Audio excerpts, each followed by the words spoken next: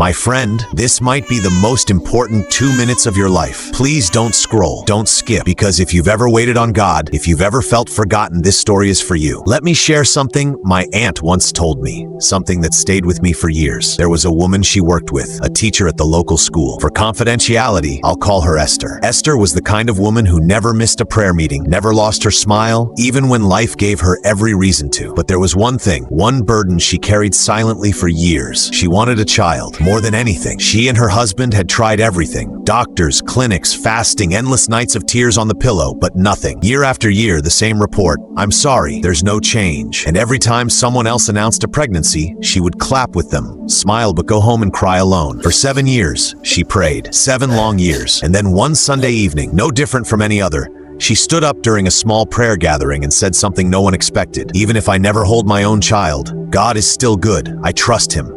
I surrender everything. That night, something shifted. Not visibly, not instantly, but something deep within her heart let go. A week later, just 7 days, she received a phone call from a hospital she hadn't heard from in years. A baby girl had been found abandoned at a bus station nearby. And somehow, through an old form she once filled out to volunteer as a foster caregiver, her name had come up. The official asked, "Are you still available to foster?" Esther said yes, without even blinking. What she didn't know was that the paperwork would move faster than anyone expected.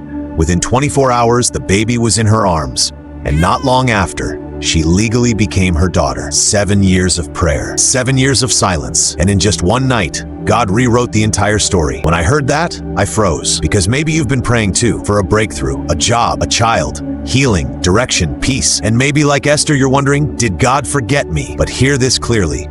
Just because heaven is quiet doesn't mean it's not moving. He works on His plan. And His plan is always bigger than your pain. You may be in year 1 or year 7, but if you're still breathing, God is still working. And maybe tonight, just like Esther, all He's waiting for is your surrender.